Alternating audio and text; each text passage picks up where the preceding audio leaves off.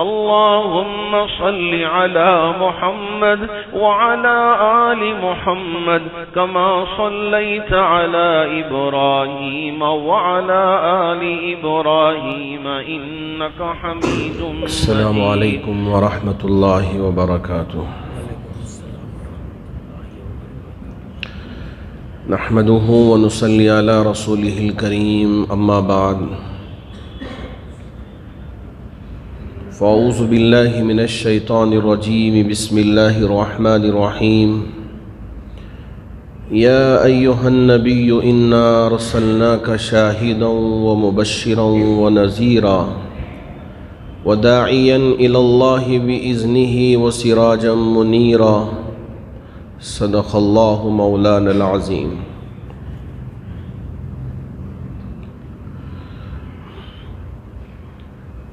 بزرگان محترم،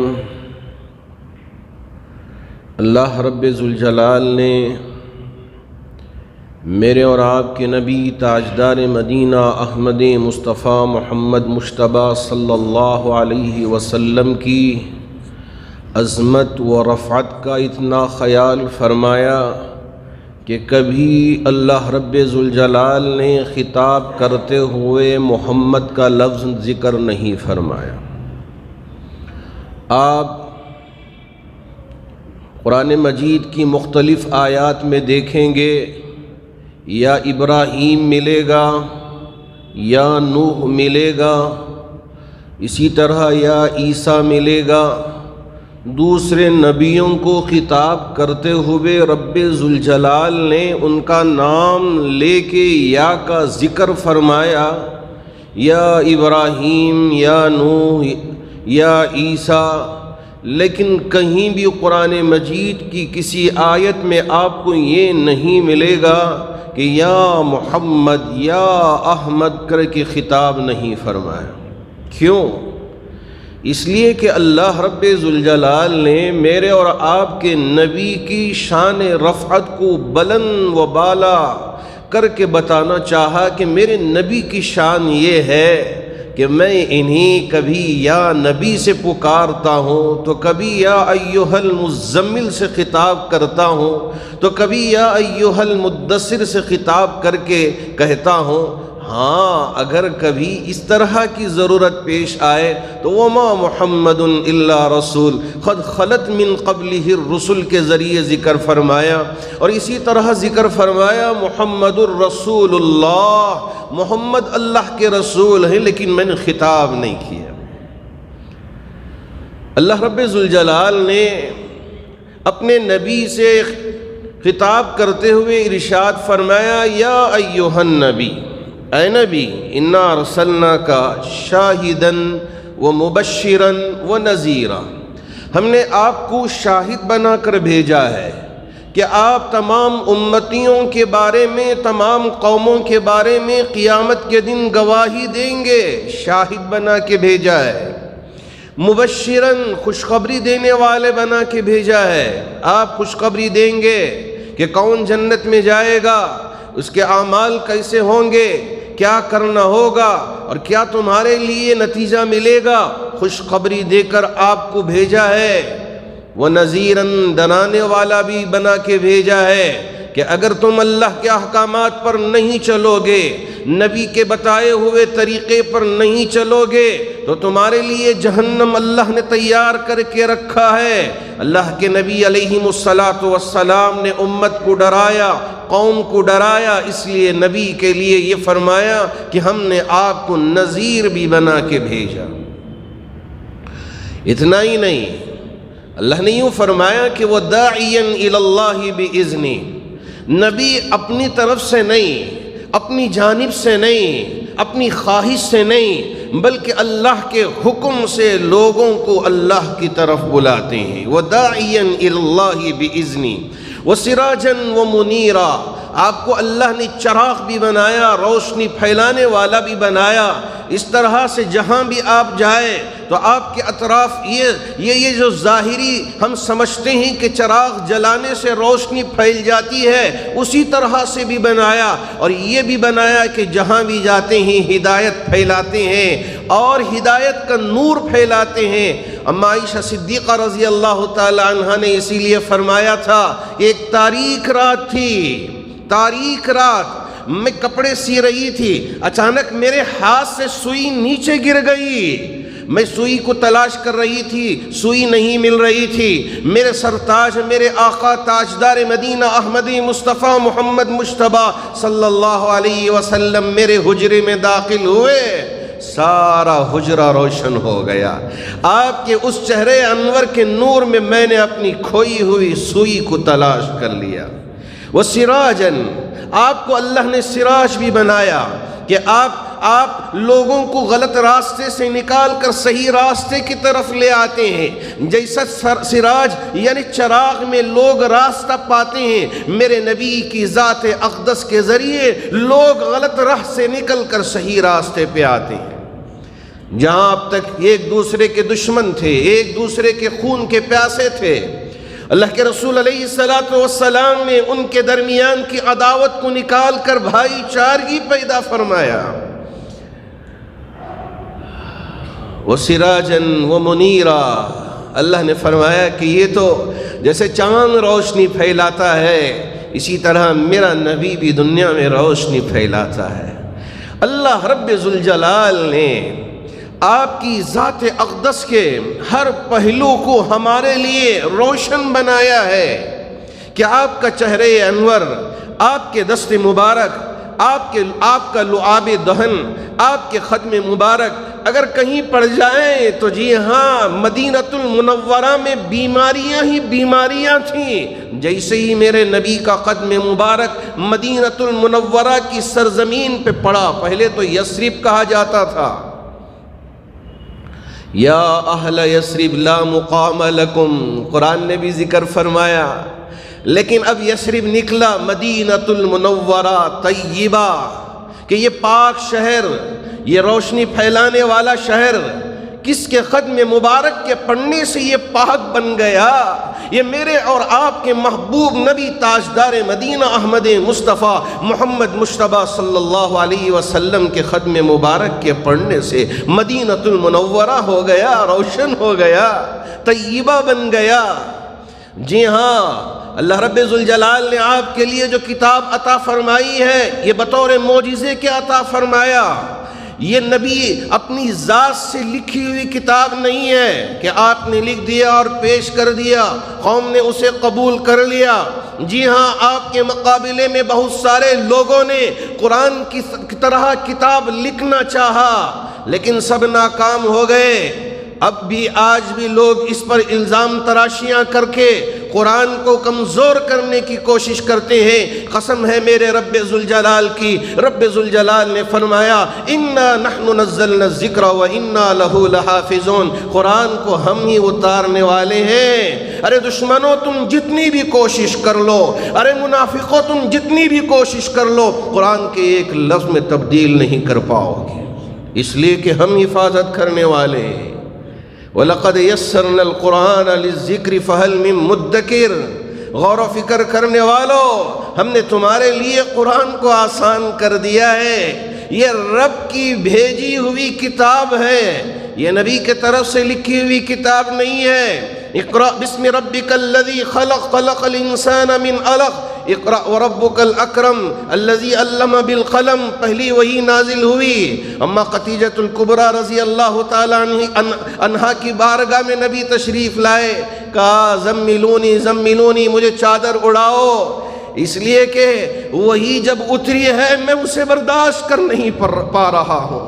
اسی لیے رب نے فرمایا ارے اسے مذاق مت سمجھو، یہ نبی کی دعا کا نتیجہ ہے کہ ایک معصوم سا چھوٹی سی عمر کا بچہ بھی قرآن کو حفظ کرنے کے لیے آگے بڑھتا ہے تو رب ذوالجلال اس کے سینے میں قرآن کو محفوظ فرما دیتے ہیں۔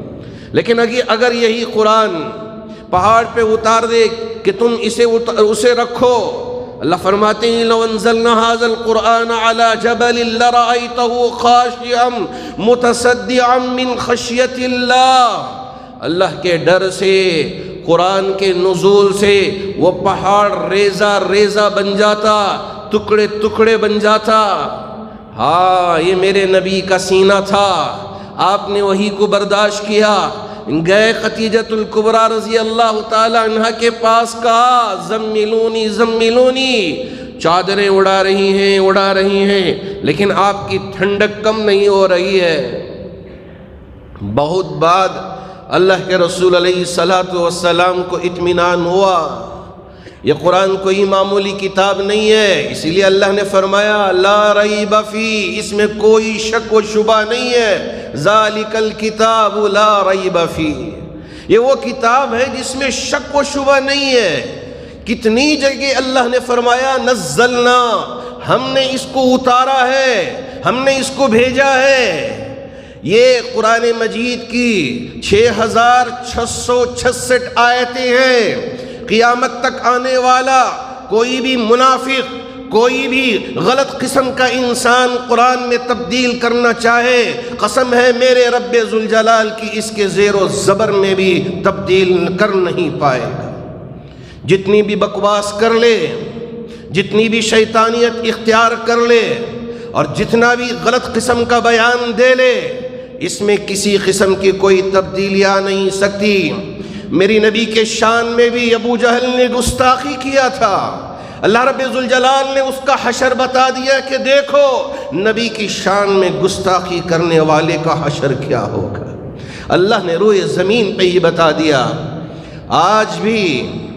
آج بھی کچھ غلط قسم کے لوگ نبی کی شان میں گستاخی کرتے ہیں اور یہ کہتے ہیں کہ اماں خدیجۃ الکبریٰ رضی اللہ تعالیٰ عنہ ایک مالدار خاتون تھی، ان کے مال کے لالچ میں اللہ کے رسول علیہ السلام نعوذ باللہ نکاح کر لیا مال کو پانے کے لیے۔ ارے آپ کتاب اٹھا کے دیکھیے، تاریخ اٹھا کے دیکھیے، اماں خدیجۃ الکبریٰ رضی اللہ تعالی عنہا آپ کے اخلاق سے متاثر ہو کے، آپ کے غلام نہیں تھے نبی بلکہ آپ کے پارٹنر تھے، مزاربت میں آپ تجارت فرما رہے تھے۔ اللہ کے رسول علیہ السلام کی صداقت کو دیکھ کر، آپ کی امانت کو دیکھ کر، آپ کے اخلاق کو دیکھ کر حضرت خدیجۃ الکبریٰ رضی اللہ تعالی عنہا نے خود اپنی جانب سے نکاح کا پیغام بھجوایا تھا کہ میں آپ سے نکاح کرنا چاہتی ہوں، اگر آپ اسے قبول فرما لیں تو یہ میرے بھاگ کھل جائیں گے۔ ہے نبی کی کیا شان تھی کہ آپ کا جو لعاب مبارک تھا اس میں اللہ رب ذوالجلال نے شفا رکھا تھا کہ جب غزوہ ثور میں، یعنی جب غار ثور میں حضرت ابوبکر صدیق رضی اللہ تعالیٰ عنہ پہنچے، دیکھا کہ بہت سارے سوراخ ہیں۔ ہجرت کے موقع پہ وہاں تھوڑی دیر کے لیے آپ نے چھپنا اور وہاں تھوڑی دیر کے لیے آرام کرنا پسند فرمایا، تو حضرت ابوبکر صدیق پہلے گئے، چیک کیا، اس لیے کہ میرے نبی، میرے محبوب، میرے ساتھی اور میرے سب کچھ، میں آپ کے لیے اپنی جان کو قربان کر سکتا ہوں۔ اس لیے آپ گئے، چیک کیا، سارے سوراخ کو اپنے کرتے کو نکال کے، قمیص کو نکال کے پھاڑ پھاڑ کے ٹھوس دیا۔ جب یہ ایک سوراخ بچ گیا جہاں کپڑا نہیں ملا تو آپ رضی اللہ تعالیٰ عنہ نے آواز دیا، اے میرے محبوب، میرے نبی اندر تشریف لائے۔ گئے نبی، ایک سوراخ باقی رہ گیا، آپ نے وہاں اپنی ایڑے کو رکھ لیا اور اپنا گود پیش کر کے فرمایا، میرے نبی اس پر آپ آرام فرمائیے، میرے نبی آپ میرے ان زانوں پر آرام فرمائیے۔ اللہ کے رسول علیہ السلام حضرت ابوبکر صدیق رضی اللہ تعالیٰ عنہ کے زانوں پہ آرام فرمایا۔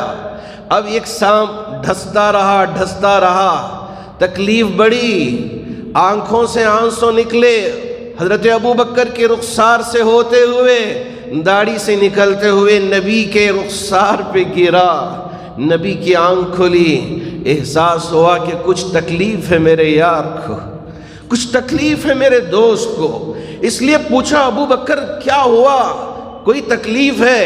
حضرت ابو بکر کچھ کہے نہیں کہا۔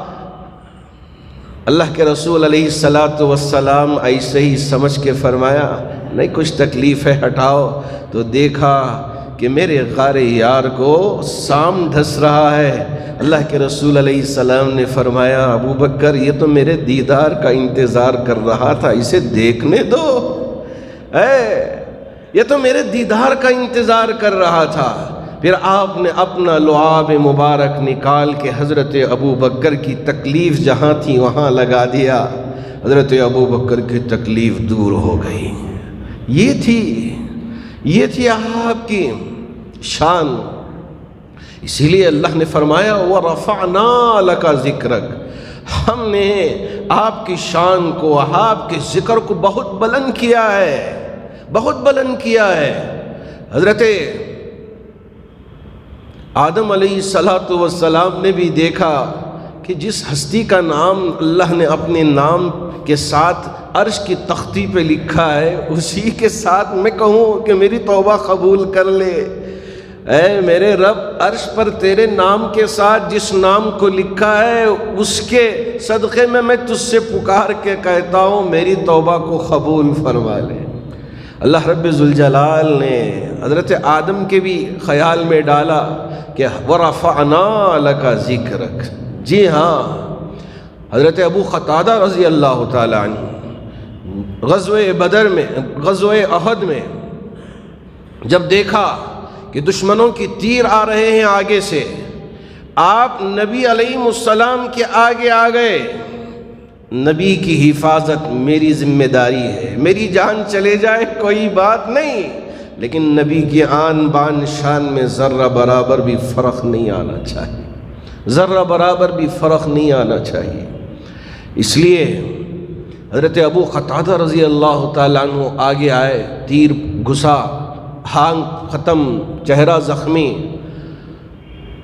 اللہ کے رسول علیہ السلام نے تیر کو نکالا تو آنکھ خیمہ بن کر ہاتھ میں آ گئی، خیمہ بن کر ہاتھ میں آ گئی۔ میرے رب نے آپ کے دست مبارک کو بھی شفا بنا دیا تھا، آپ نے کچھ بڑا پھونکا اور آپ کا لعاب مبارک لگا کے پھر لگا دیا ابو قتادہ میں۔ حضرت ابو قتادہ فرماتے ہیں رضی اللہ تعالیٰ عنہ کہ میری آنکھ پہلے سے جتنا دیکھتی تھی اس سے کہیں زیادہ دیکھنا شروع کر دی۔ اللہ نے اتنی شفا نبی کے لعاب مبارک میں، دست مبارک میں رکھا تھا، آپ کے ختم مبارک میں رکھا تھا، آپ کے چہرے انور میں رکھا تھا۔ یہ آپ کی شان۔ جی ہاں، آپ نے ظلم بھی ڈھایا، ظلم جب آپ پر ڈھایا گیا تو آپ نے برداشت کیا، صبر کیا۔ آج ہمارے لیے اسی حکمت کی ضرورت ہے کہ جب دیکھا کہ سپریم کورٹ نے 50,000 کا جرمانہ لگوایا اس خبیث پر، اس ملعون پر۔ ایک آدمی اگر دیوانہ ہو جائے اور پاگل ہو جائے، مجنون ہو جائے، سب کو جا کے مار رہا ہے، تکلیف دے رہا ہے، تو کیا آپ اسے ایسا ہی چھوڑ دیں گے کہ جاؤ تکلیف دیتے رہو پاگل انسان کو؟ آپ جا کر یہاں ہمارے پاگل ہاسپٹل میں دیکھیں کہ کتنی پاگل کی یعنی وہ کرتوتیں کرتے رہتے ہیں یہ لوگ، ذرا جا کر دیکھ کے آئے کہ دیکھنے کے لیے تو بہت اچھے لگتے ہیں، تھوڑی دیر کے لیے ہنسنا شروع کر دیتے ہیں۔ اب تھوڑی دیر نہیں گزرتی تو گویا کہ ایک آپ کا یار آ گیا، کوئی جان پہچان نہیں، آپ سے لپٹ جاتے ہیں کہ میرا یار آ گیا، میرا دوست آ گیا۔ اس لیے کہ دماغ کا ایک جب اسکرو ہل جاتا ہے، انسان بدل جاتا ہے، اس کی حیت بدل جاتی ہے۔ جیسے اگر ایک کتا پاگل ہو جاتا ہے تو لوگ اگر اسے ایسے ہی آزاد چھوڑ دیں تو لوگوں کو کاٹتا پھرے گا۔ اسے کیا کرنا چاہیے؟ پنجرے میں بند کر دینا چاہیے۔ اسی طرح اگر کوئی پاگل اس طرح کی قسم کی باتیں کرتا ہے تو اسے بھی آزاد نہیں چھوڑنا چاہیے، اسے بھی پنجرے میں، جیل خانے میں بند کر دینا چاہیے۔ یہ ہمارا مطالبہ ہے حکومتوں سے۔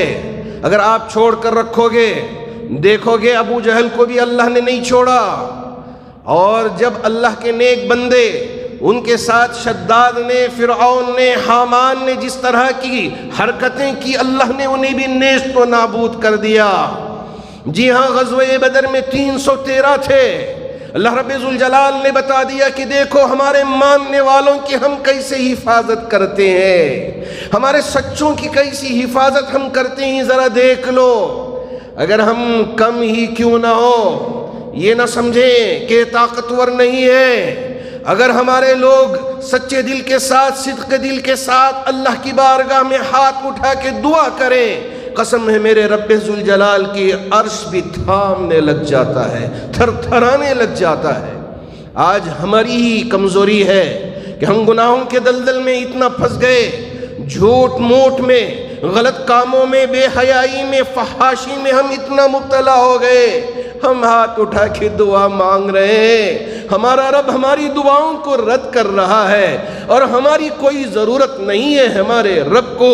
ہمارے رب کے لیے مخلصوں کی ضرورت ہے، ہمارے رب کے لیے مخلصوں کی ضرورت ہے۔ جب اس کی زبان سے زہر اگل رہا تھا، اور اس شخص کے ساتھ بیٹھ کے جو پہلے ہی سے زہر اگلتا ہے، اس شخص کے ساتھ بیٹھ کر یہ ملعون زہر اگل رہا تھا، ہے کیا کہوں، سنا نہیں تھا، لیکن جب سنا تو میرا ایمان جذبے میں آیا، اور ہمارے حضرات علماء سے ہم نے مشورہ کیا کہ اگر ہم اسی طرح اس کو چھوڑ دیں، اس پر ایکشن لینے کی ہم گزارش نہ کریں، تو ہم مسلمان ہو کر کیا فائدہ ہے، کیا جواب دیں گے قیامت کے دن۔ اس لیے فوراً کمشنر آفس میں پہنچ کر اس کے خلاف شکایت درج کروایا ہے۔ 3 چیزوں کا ہم تمام مسلمانوں کے طرف سے مطالبہ کیا ہے۔ میں اس لیے آپ سے کہہ رہا ہوں کہ آپ کے ذہنوں میں بھی رہے کہ کیا چل رہا ہے، ایسا نہیں ہے کہ آپ کو پتہ ہی نہ چلے اور کوئی چیز کا علم ہی نہ ہو کہ اس ملعون نے بیٹھ کر جس طرح کی بےہودگی کی باتیں کی ہیں اور پاگل پن کا مظاہرہ کیا ہے۔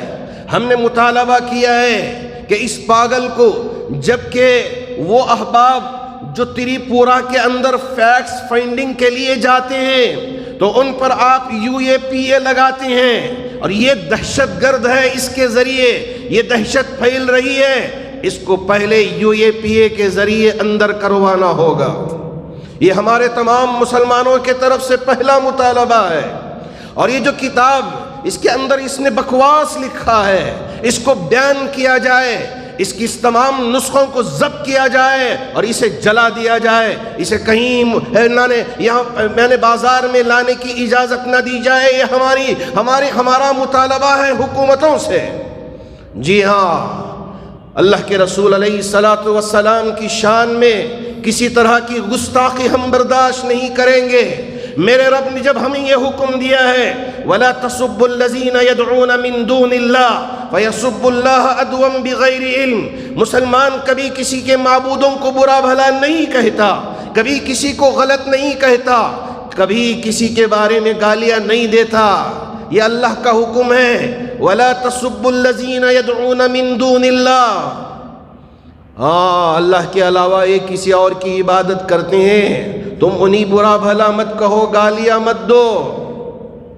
کیوں؟ فَيَسُبُّ اللَّهَ عَدْوًا بِغَيْرِ عِلْمٍ، بغیر کسی علم کے دشمنی میں یہ تمہارے معبود کو، یہ تمہارے اللہ کو برا بھلا کہیں گے، گالیاں دیں گے۔ اللہ نے اس لیے حکم دے کے رکھا ہے، ہم یہ جن کی عبادت کرتے ہیں، جن کو پوچھتے ہیں، ہم کبھی ان کو برا بھلا نہیں کہتے، ان کو گالیاں نہیں دیتے۔ جی ہاں، قرآن نے ہمیں یہی تعلیم دیا ہے، لیکن ان کو کیا حق بنتا ہے کہ یہ روئے زمین کی سب سے مقدس ہستی بعد از خدا بزرگ تو ہی قصہ مختصر کی شان میں گستاخی کرے اور یہ اسی طرح سے آزاد پھرتا رہے اور حکومت اس کی پشپناہی کرے؟ یہ مناسب نہیں ہے۔ ہم یہ کہنا چاہیں گے مسلمانوں کی طرف سے کہ آپ اس پر شکنجہ کسیں اور اس کو اندر ڈالیں اور اس کی کتاب کو بیان کریں۔ یہ سب سے بڑا دہشت گرد ہے۔ آپ تو معصوم لوگوں پر UAPA لگا کے اندر بھیج دیتے ہو، وہاں ED پہنچ جاتی ہے، وہاں آپ کا IB کام کرتا ہے، وہاں یہ دوسرے یعنی سب ایکشن میں آتے ہیں۔ اتنا بڑا دہشت گرد کھلا پھر رہا ہو تو آپ اسے ایسے ہی چھوڑ دیں، یہ کیسے مناسب ہے؟ نہیں ہے، یہ ہم تمام مسلمانوں کا مطالبہ ہے۔ اس نے جو کتاب میں بقا ہے، لکھا ہے، لکھت میں آ گیا ہے۔ اب جب لکھت میں آ گیا ہے تو یہ پورا پروف ہے، یہ ہمارے نبی کی شان میں اس طرح کی گستاخی نہیں کر سکتا۔ اس نے یہ صاف طور پہ لکھا ہے کہ محمد صلی اللہ علیہ وسلم اللہ کے میسنجر نہیں ہے، اللہ کے پیغمبر نہیں ہے، اللہ کے رسول نہیں ہے، بس یہ ایسے ہی بن گئے۔ یہ گئے غار میں بیٹھے، یہ الگ سے اپنے آپ کو کر لیا، لوگوں سے الگ تھلگ کر لیا، اور جب خدیجہ کے پاس گئے ذکر کیا، خدیجہ رضی اللہ تعالیٰ عنہ نے آپ کو نبی پکار دیا، اس لیے لوگ بھی آپ کو نبی پکار دیے۔ نعوذ باللہ من ذالک۔ ہے شیم ہے ایسے شخص پر، شرم آنا چاہیے۔ ہمارے شیعہ برادری کے تمام علماء نے اور تمام لوگوں نے متفقہ طور پر اس کو خارج از اسلام قرار دیا ہے۔ اسی وجہ سے یہ جا کر دوسرے مذہب کے ماننے والے معبودوں کے سامنے اپنا ماتھا ٹیک کے اب وہاں ان سے بھیک مانگ رہا ہے۔ اے میرے اللہ، اللہ ایسے منافقوں سے ہماری حفاظت فرمائے۔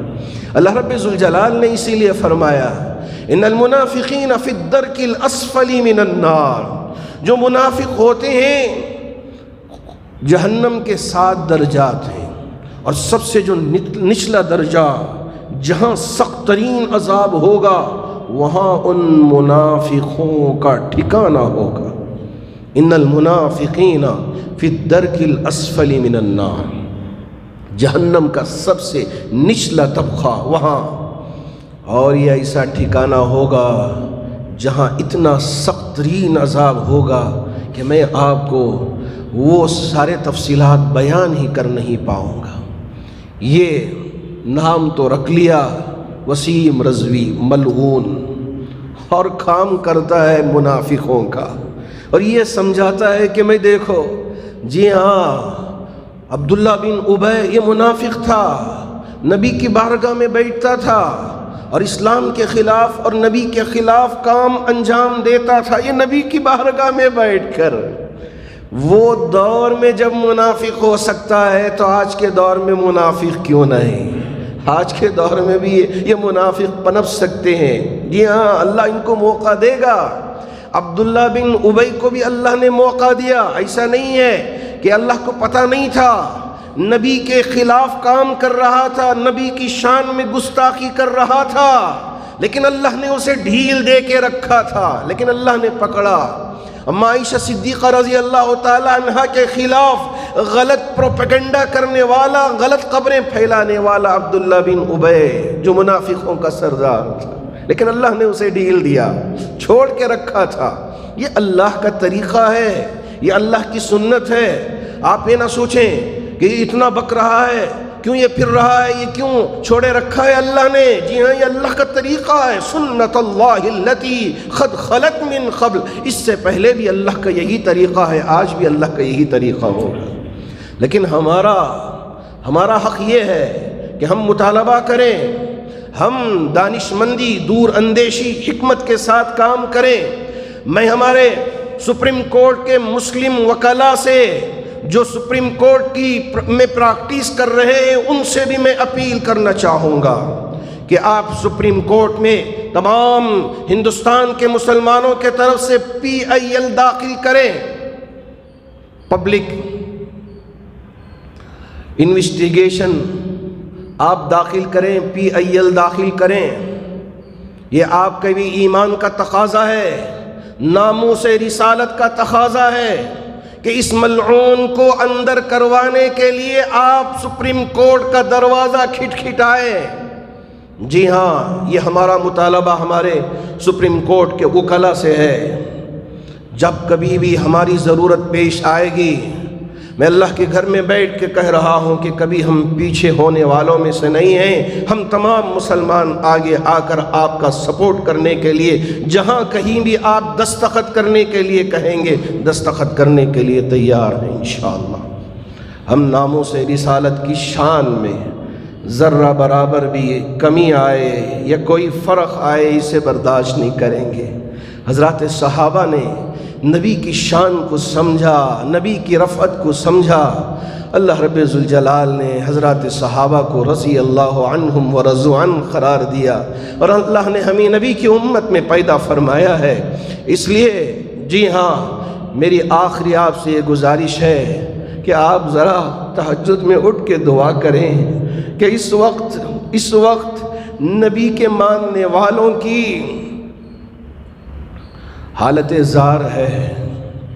جی ہاں، دعا کرنے کا وقت ہے، رب کو منانے کا وقت ہے، روٹے ہوئے رب کو منانے کا وقت ہے۔ کب تک ہم اپنی عیاشی میں، اپنی فحاشی میں اور اپنے غیر غلط کاموں میں ملوث ہوں گے؟ چھوڑیں، اب تک ہوا سو ہوا، توبہ کریں اللہ کی بارگاہ میں، تاکہ ہمارا رب ہم سے راضی ہو جائے، ہمارا رب ہم سے خوش ہو جائے۔ آپ رات کی تنہائی میں اٹھ کے مانگیں، رب سے پکار کے کہے۔ جب نبی پکار سکتا ہے تو ہماری کیا حیثیت ہوگی؟ آپ اٹھیں، اللہ کی بارگاہ میں دعا کریں، اے میرے رب، تیرے نبی کی شان میں یہ گستاخی کرنے والا سینہ پھیلا کر پھر رہا ہے، ہمیں پتہ ہے کہ ان بطش ربک لشدید، تیری پکڑ تو بڑی سخت پکڑ ہے۔ اے میرے رب، اسے ایسا عبرت کا نشان بنا دے، آنے والے زمانے میں کوئی پھر اس طرح کی گستاخی کرنے کی ہمت کر نہیں پائے۔ اللہ رب ذوالجلال ہماری اس پکار کو سنے، ہماری اس فریاد کو سنے، اور ہمارے جتنے بھی اضلاع میں مسلمان ہیں، میں ان سے بھی کہنا چاہوں گا، آپ جذبات میں نہ آئیں، روڈوں پہ آ کر اشتعال انگیزی ہرگز نہ کریں، قانون کے دائرے میں رہ کر آپ اپنے غم و غصے کا اظہار ضرور کریں، یہ آپ کا حق ہے، لیکن غم و غصے کی آڑ میں کوئی ایسی حرکت نہ کریں جس کی وجہ سے ملک کو نقصان پہنچے اور خود اپنے آپ کو نقصان پہنچے۔ اللہ مسلمانوں کی حفاظت فرمائے، ہمارے اس ملک کی حفاظت فرمائے، اس طرح کے غلط انسانوں کی حفاظت فرمائے۔